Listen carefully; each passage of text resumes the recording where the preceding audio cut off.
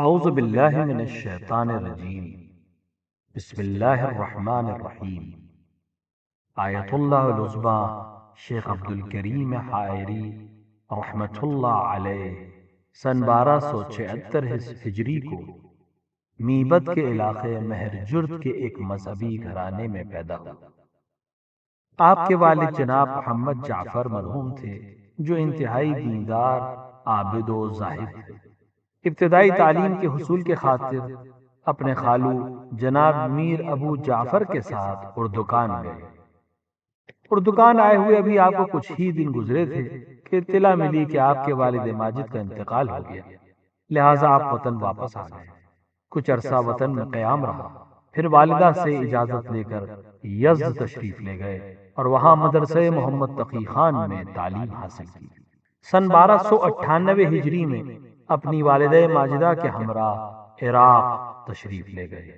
کربلا معلیٰ میں 2 برس جناب فاضل اردکانی رحمۃ اللہ علیہ کے زیر نظر تعلیم حاصل کر کے مرجع بزرگ آیت اللہ العظمیٰ مرزا محمد حسن شیرازی صاحب فتوی تمباکو سے کسب فیض کے لیے سامرہ تشریف لے گئے۔ سامرہ میں آپ نے سن 1300 سے سن 1312 ہجری تک یعنی 12 برس قیام کیا۔ پہلے 2 سے 3 سال سطوح عالی کے فقہ و اصول کے دروس آیت اللہ العظمیٰ شیخ فضل اللہ نوری، آیت اللہ العظمیٰ مرزا ابراہیم محلاتی، آیت اللہ العظمیٰ مرزا مہدی شیرازی رحمۃ اللہ علیہم اجمعین جیسے اساتذہ سے حاصل کیے۔ اس کے بعد فقہ و اصول کے درس خارج کے لیے آیت اللہ العظمیٰ سید محمد فشارقی اصفہانی اور آیت اللہ العظمیٰ مرزا محمد تقی شیرازی رحمۃ اللہ علیہ اور کچھ مدت تک آیت اللہ العظمیٰ مرزا محمد حسن شیرازی المعروف مرزا شیرازی کے دروس میں شرکت کی اور آیت اللہ العظمیٰ مرزا حسین نوری سے اجازت روایت حاصل کیا۔ آیت اللہ العظمیٰ مرزا محمد حسن شیرازی رحمۃ اللہ علیہ کے انتقال کے بعد آپ اپنے استاد آیت اللہ العظمیٰ سید محمد فشارقی اصفہانی رحمۃ اللہ علیہ کے ہمراہ نجف اشرف تشریف لے گئے۔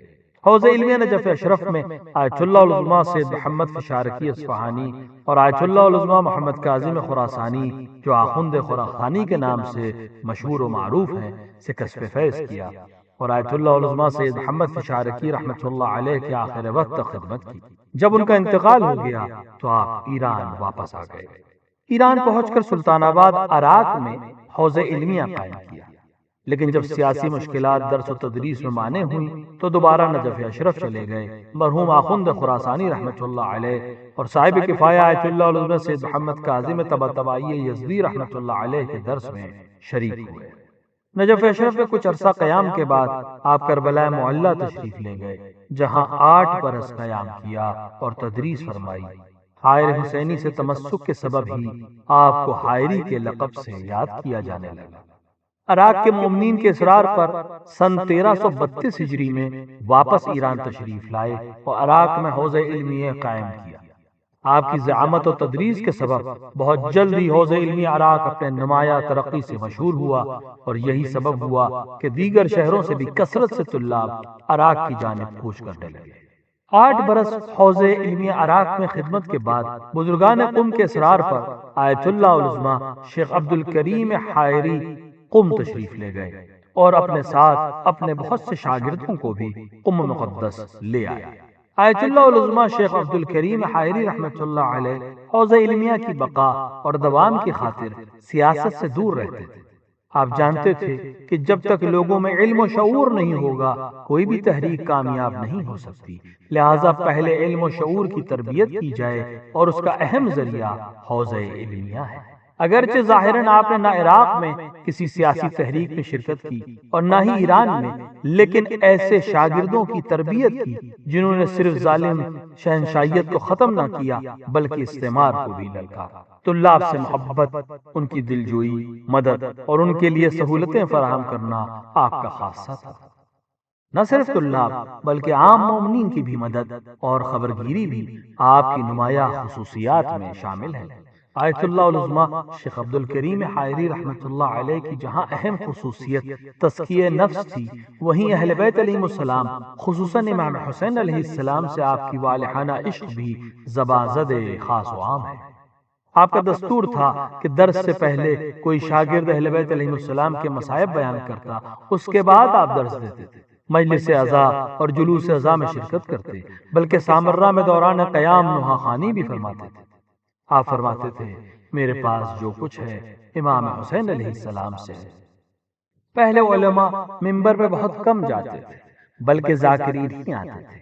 آپ کا نظریہ تھا کہ ممبر اہل علم کا مقام ہے، لہٰذا اہل علم ہی ممبر پر آئیں، تاکہ ممبر صرف گریہ و زداری ہی نہیں بلکہ مقصد عزا کے رواج اور انسانی تربیت کا ذریعہ بن جائے۔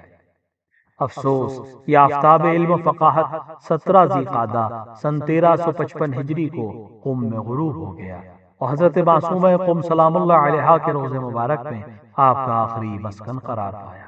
آج آپ نہیں ہیں، لیکن آپ کی کتابیں تشنگان علم کے لیے آب زلال ہیں۔ آپ کا قائم کردہ حوض علمیہ قم کے بین الاقوامی دینی خدمات آپ کی واقعات الصالحات میں شامل ہیں۔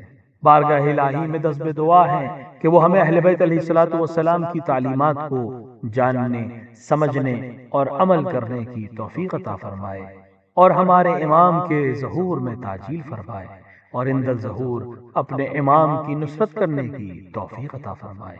آمین یا رب العالمین۔